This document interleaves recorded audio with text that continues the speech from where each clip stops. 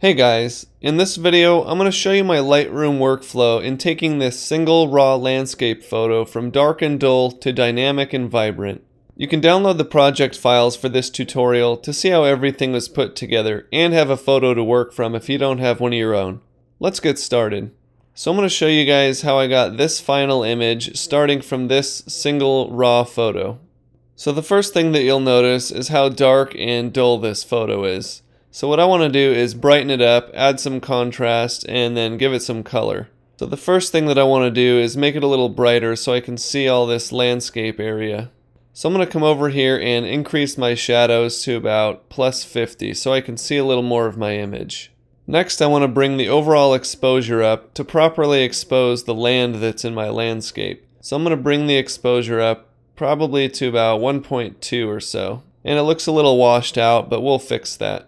Since this image was taken at sunrise, I want it to look a little more warm, so I'm going to come up to my temperature and take that up to about 5400 or so. And I think the tint at +8 looks good, so I'm going to leave that. Now, when I'm going for a really dramatic landscape look, I like to move the clarity slider all the way up to 100. And that just gives me some extra contrast and kind of simulates an HDR feel to our image. Next I want to add some color into this, so I'm going to take the vibrance up to about +50 and the saturation up just a little bit, maybe +10.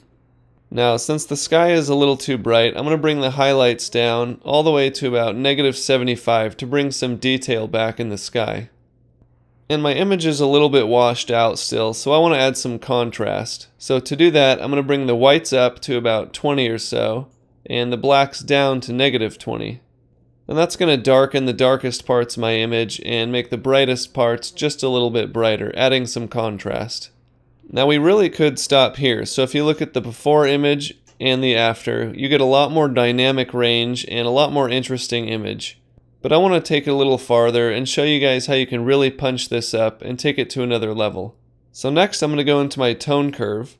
And I like to make the very whitest parts of my image a little bit whiter. So what I'm going to do is move this white slider all the way up. And now when I make adjustments to my highlights, it's only going to affect the very brightest parts of my image. So I'm going to take the highlights up just to about 15 or so. It's a very subtle change, but it makes the image pop just a little bit more. Next, I'm going to go into our hue, saturation, and luminance panel. And I'm going to start with the hue. Now I want to have kind of a blue and gold complementary color palette, so I'm going to change some of the green in this image over to a little more yellow.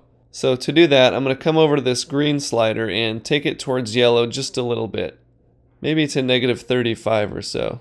And that's going to move some of the greens in our image, like these trees back here, into a more golden yellow color. Next I'm going to come into my saturation panel. And the two colors that I want to highlight are orangish yellow and blue. So what I'm going to do is bring the orange saturation up to about 10 or so, and do the same with yellow. And then I want to bring the blue in the sky out a lot, so I'm going to bring that up to about 30 or so. Now we'll go into our luminance panel, and this is where we can adjust the brightness of certain parts of our image based on the color information. So I want this foreground area and maybe the sun in the sky to look a little bit brighter. So I'm going to take my orange slider up to about 40 or so, and that's going to brighten those areas up. Then I'm going to take the yellow slider all the way up to about 65, and that's going to give us some nice highlights in the straw that's in the foreground of our image. Next I'm going to come into my detail panel, and I'm going to increase the sharpening just a little bit, maybe to about 50, and then I like to add a little noise reduction just to get rid of some of the noise, so about 25 or so.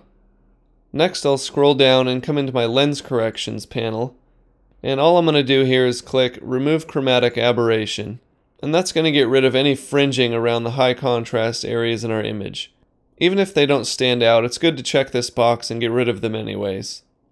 Now I'll go into my effects panel, and I want to add a little vignette, so I'm going to take the vignette amount down about -15, and I want that vignette only to affect the very corners of my image. So I'm going to increase the midpoint to about 85. Now we're almost done, and you can see the before and the after is quite a dramatic change. But there's a couple other things that I want to show you to make this image really stand out. So first I'm going to create a graduated filter, and I'm going to make it fade between the sky and the landscape. And what I want to do is bring the exposure on that down to darken the overall sky. So about -1 is good. And then what I want to do is make our sky a little more purple to be a complementary color of this orangish yellow.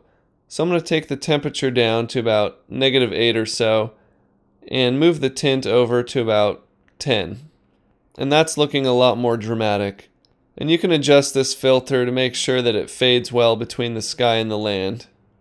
Lastly, I want to really make those two colors the main focus of my image, so I'm going to come down to the split toning panel. And first I'm going to turn the saturation all the way up on the highlights so we can see what color we're working with. Then I'm going to choose an orangish yellow for my hue, so I'm going to take that slider and move it to about 45 or so. And then I'm going to back off on the saturation all the way down to about 25. I'm going to do the same thing with the shadows, but with a complementary color. So I'm going to take the hue all the way over to about 235 or so, and then back the saturation off all the way down to 25. Now this image looks a little too bluish purple for me, so what I'm going to do is increase the balance, and that's going to use our gold split toning color for the highlights and to make that apply to more of the image when compared to the blue for the shadows. So I'm going to take that to about 75. And that's it. I know for some of you this processing might be a little too strong, but I wanted to go big in this tutorial just to show you how powerful Lightroom is. You can always back off on these settings to get a less dramatic effect, so it's really up to you. I'm John Shaver for Photoshop Video Academy. Thanks for watching. I'll see you next time.